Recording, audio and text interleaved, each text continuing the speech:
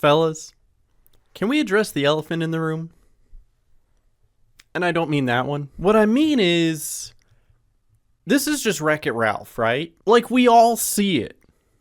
I'm not going crazy, am I? I might be going a little crazy. It feels like the Switch 2 just came out, but it's already a couple months old. And in those 2 months, it has had 2 basic flagship games. One that makes me feel inadequate as a gamer because everybody else knows how to grind rail and wall run and do all these crazy shortcuts, and meanwhile, I'm falling off the road. And then Donkey Kong Bonanza, which is basically the first real 3D Donkey Kong game since Donkey Kong 64.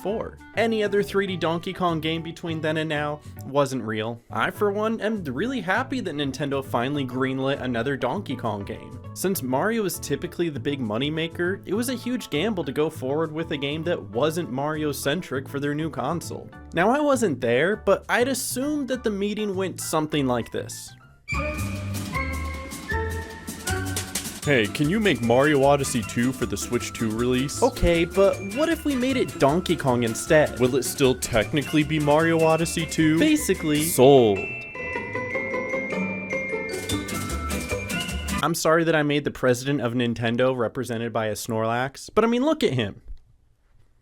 I was actually kind of hoping he would look more like a Snorlax. But the skit was to further a point that I'm sure a lot of people knew, but if you didn't, it's actually a fun fact. The team that made Mario Odyssey on the Switch 1 is known as EPD Production Group Number 8. I'm sure they probably didn't have a choice in the name, but it's also the same team that made Bowser's Fury for Mario 3D World. And now it's the same group that made Donkey Kong Bonanza. And if you've played this game for any longer than an hour, this becomes very obvious. Whenever 2 games are built off of the same bones, you get that vibe that you're playing very similar products. The art style already kind of looks the same, so it had that going for it. But even like the way the NPCs sound, the large open world areas, the way that the camera acts, or doesn't, the fact that you lose currency when you die instead of losing lives, and the collecting of hundreds of curved shape objects that are hidden all over the place. They even reintroduced that roll that Mario does. That's literally the same thing. And am I complaining about any of this? Absolutely the heck not. Mario Odyssey is arguably the best Switch game to exist. Heck, it's probably one of the best Mario games to exist. You could go as far as saying it's one of the best video games to exist. So to make a spiritual successor with the face of Donkey Kong on it, that might actually be better than a direct sequel, not gonna lie. Oof, sorry.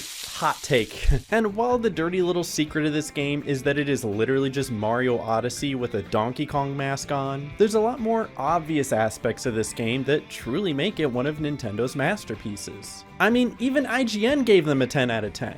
And they only do that for FromSoft games and Call of Duties. Okay, I'm joking. IGN never actually gave a 10 out of 10 to Call of Duty. But you believed me for a second, didn't you? It sounds like something they would do. But I've rambled on enough. Let's jump into this game so I can show you exactly what I'm talking about. From the very beginning, Donkey Kong is minding his own business, working in the old mine. And I'm sure he's doing very well for himself in this job because there is literally gold everywhere. So much that the gold standard has pretty much been decimated by the pure existence of this game. And even though it is everywhere so it feels worthless, you should still do your best to try to collect as much of it as you can. For later, of course, but I'll get to that.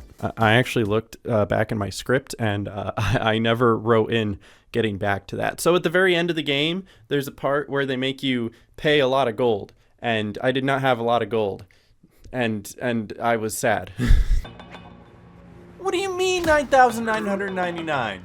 I don't have that. Hate this guy. Back to the beginning of the game. All the bananas in the mine were stolen by what I'm pretty sure is a gremlin, and Donkey Kong finds a little rock guy that follows him around and turns into a teenage girl. Yeah, Pauline's involvement in this game caught everybody off guard. It was probably one of the better kept gaming secrets of all time. Naughty Dog could learn a thing or two.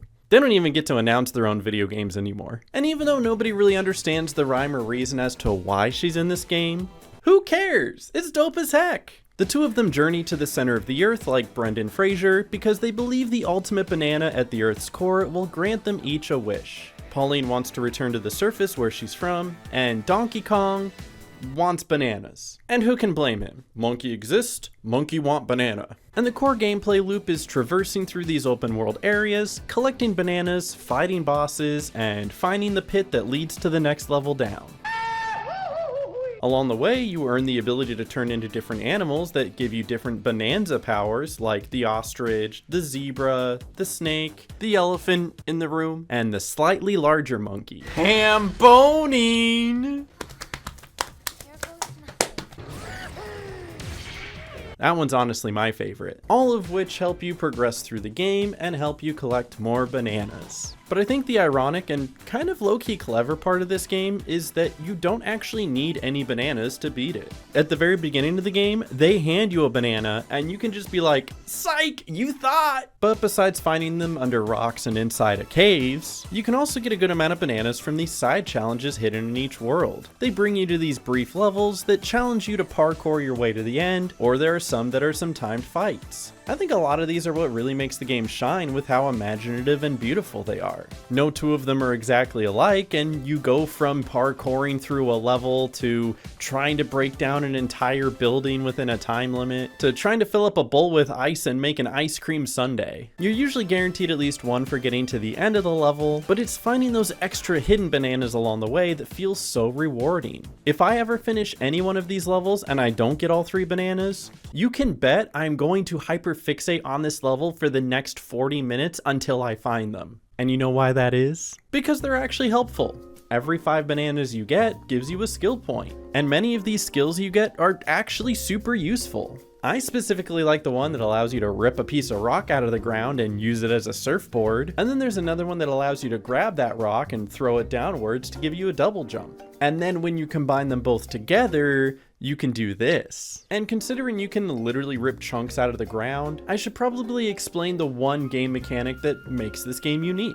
Digging holes. I'm tired of this, Grandpa! That's too damn bad! It's basically like a Minecraft world where there's a solid foundation at the bottom and then just a bunch of dirt and stuff packed on top of it. And so you can dig through and find different tunnels and entrance ways and get around just by going through the earth. Which also means you could theoretically remove all of it and waste 7 hours of your life just making everything bare. I mean, that's one way to find all the collectibles, I guess. I'm 31 years old. I can't do that anymore. I get carpal tunnel after playing for 18 minutes. And although you can just dig straight through the earth to try to find whatever's hidden in there, you don't have to. The game is pretty good about pointing you in the right direction and giving subtle nods to let you know if there's something on the other side of the wall or not. You see this odd piece of wall here that's slightly discolored and indented? Yeah, there's probably a cave on the other side. You see this wall?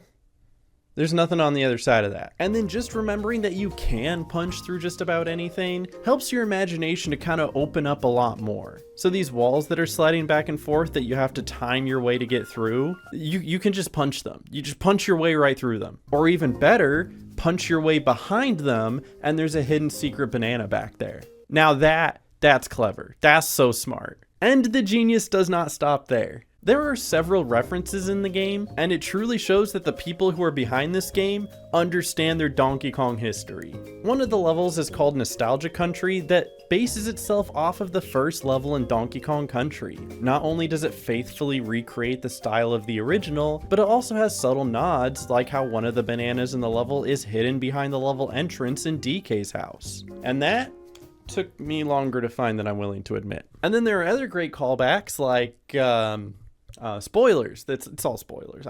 So would you mind if I talked about spoilers a little bit? If you don't want to be spoiled for the game, this is your warning. You can click off the video or skip ahead to this time maybe. But I really want to talk about this, so I'm gonna get into it. Okay, spoiler time, let's go. Okay, they got Cranky Kong, dude. He's so cranky. He like extra cranky in this game. And every time you find him and you just listen to him rant, he just gives you like a banana. It's very cool. He's kind of like Toad in Mario Odyssey, because it's made by the same people, so of course they're gonna copy ideas. But it's Cranky Kong! And then they got Diddy Kong and Trixie Kong, and they have their own race course where you drive a rhino with rockets on the back and it shoots rainbows, and then you fly through the air and you gotta beat Diddy and Trixie in a race, and it's so cool, and then Trixie Kong dies!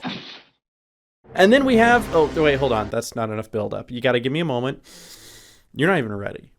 Okay, you're not even, unless you've played the game, then of course you are, but you're not even ready. So you get to the end of the game where you have to spend all your gold, and it made me sad. Hate this guy. And you finally fight the gremlin dude, and you're thinking to yourself, yeah, this is pretty decent for a final boss. It's not that hard, but I guess it's a kid's game, so whatever. And just when you think you've had it won, the gremlin guy blasts past you to make his wish. But wait, there's a twist. Because who is that sitting in the Earth's core, just waiting to be awakened?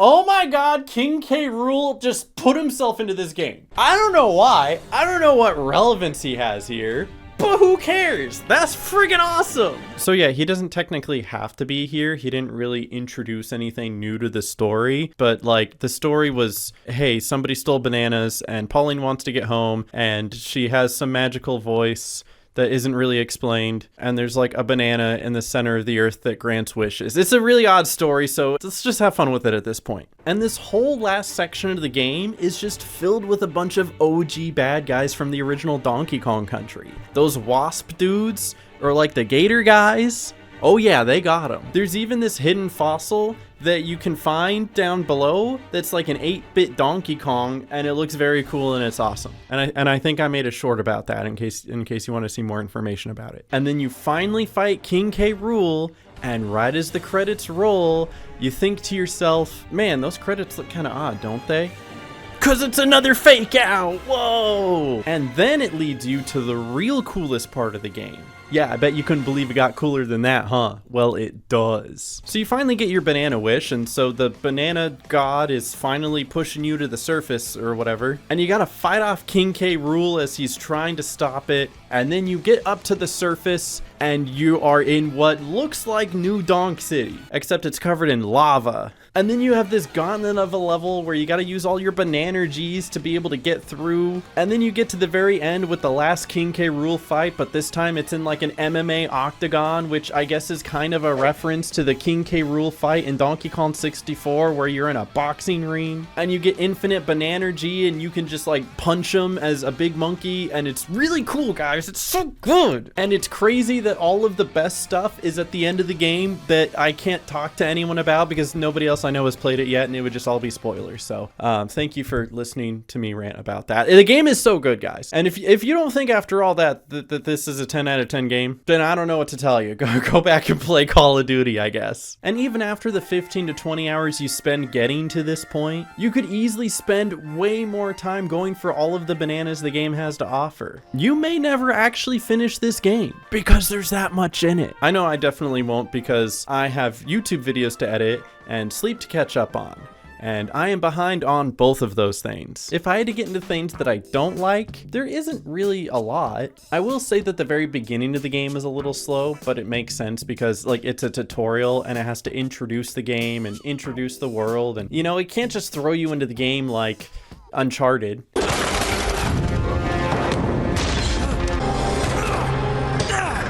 Not every game can be Uncharted. Oh, I also don't like that at the main screen when you first launch the game, I am so used to hitting the plus button as a start button, but it's not in this game. You have to hit the A button because if you hit the plus button, it takes you to this like DK sculpting mini game. And I don't want to do no DK sculpting mini game. Are you kidding me? Imagine booting this game up for the very first time, not realizing that you have to hit A and you just hit start instinctively, and then like this DK sculpting minigame comes up and you're just like, why? But otherwise, this game is great. Is it worth spending $500 on a Switch 2 just to play it? Maybe. I would say yes, but not everybody has $500. But it's like super close. It is almost worth spending that much on it. So it's easily a 42 out of 42 in my book. I will not explain what every point is for, and I'd recommend it to anyone who likes Donkey Kong or bananas or Mario or things that spark joy, because this game definitely sparks joy. And if you enjoyed me rambling about the game for longer than I anticipated I was going to, you can leave a like.